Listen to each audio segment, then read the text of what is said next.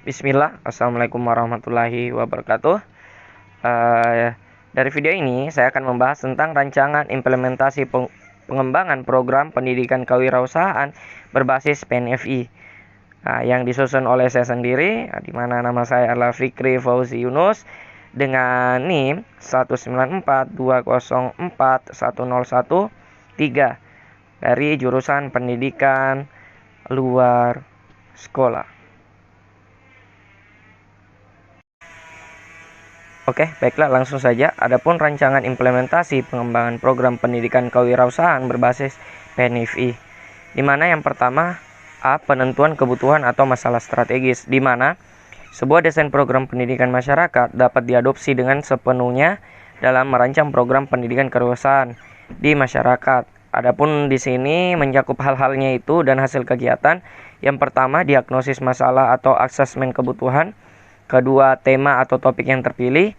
Ketiga, rumusan tujuan program. Keempat, pengorganisasian pembelajaran yang mencakup penetapan pokok bahasan dan uraian bahan belajar, metode dan teknik pembelajaran, uraian skenario kegiatan, pelaksanaan program pendidikan masyarakat, uraian skenario kegiatan, pelaksanaan program pendidikan masyarakat, dan penilaian program pendidikan masyarakat.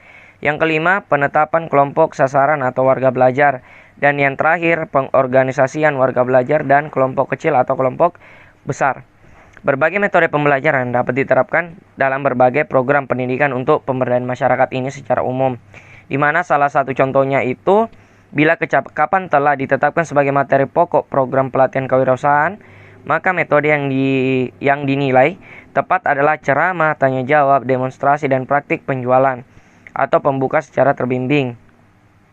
Jadi di sini juga ada pemilihan atas salah satu metode tersebut harus didasarkan pada ranah tujuan pembelajaran, seperti metode pro dan metode kontra, kayak gitu. Untuk ini, cara ringkas langkah-langkah perencanaan program pendidikan masyarakat atau bisa juga kewirausahaan ini, di mana harus mengidentifikasi masalah. Yang kedua itu cara mengidentifikasi masalahnya itu dengan bagaimana, apakah pengamatan, wawancara, telah ada dokumen, dan lain-lain sebagainya. Selanjutnya itu ada yang merumuskan topik pembelajaran atau dialogis. Selanjutnya merumuskan tujuan agar terlaksanaan program. Kelima, menguraikan bahan dalam bentuk pokok-pokok pembahasan. Yang keenam, menetapkan kelompok sasaran atau target group. Yang ketujuh, menentukan teknik dialog. Yang kedelapan, pengembangan skenario. Yang kesembilan, pelaksanaan. Yang terakhir, penilaian program yang telah dilaksanakan. Oke, selanjutnya ada implementasi program. Dalam implementasi program-program pendidikan luar sekolah, terdapat ragam permasalahan penghambat pengembangannya, di mana ada analisis pandangan BIOL dilakukan sehingga dapat dijelaskan 6 hal penting dalam upaya pengembangan program pendidikan kewirausahaan. Adapun di sini disebabkan beberapa hal, antara lain kurangnya terakomodasi kebutuhan masyarakat, persepsi warga belajar bahwa program pendidikan kewirausahaan yang ada kurang memberi keuntungan bagi pemenuhan kebutuhan hidup sehari-hari. Yang ketiga, program yang diselenggarakan tidak banyak membantu menyelesaikan masalah ekonomi sehari-hari. Dan keempat, penyelenggaraan kurang memperhatikan kondisi fisik, psikologi, dan lingkungan warga belajarnya sehingga mengalami sempit peminat. Yang kedua juga ada kebutuhan atau niat penyelenggaranya. Ketiga lagi, program yang seimbang dan perbedaan warga belajar. Keempat, kegiatan evaluasi yang dilakukan apa adanya tanpa memperhatikan landasan teoritik dan keterpakaiannya di masyarakat. Yang selanjutnya itu tadi, yang kelima, pengambilan keputusan dan dukungan kuat campur tangan birokrasi dan penyelenggaraan program pendidikan kewirausahaan di masyarakat. Yang terakhir ini yang rencana evaluasi.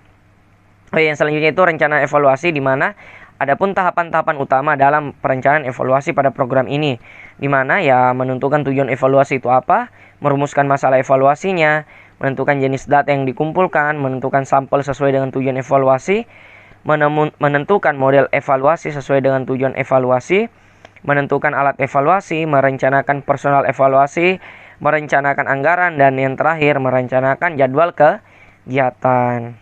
Seperti itu.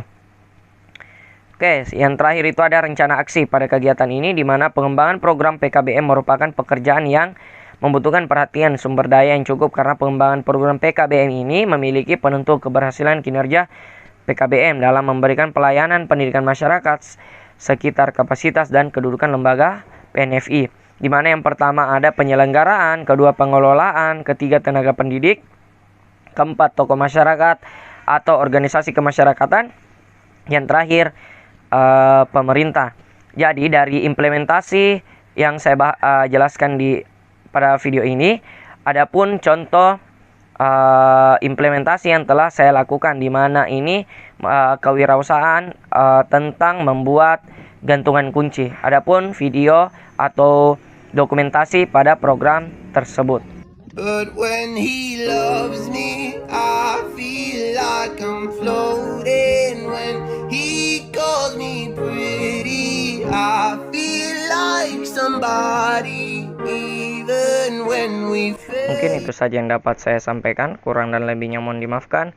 Wabillahi taufiq wal hidayah. Wassalamualaikum warahmatullahi wabarakatuh. Sekian dan terima kasih.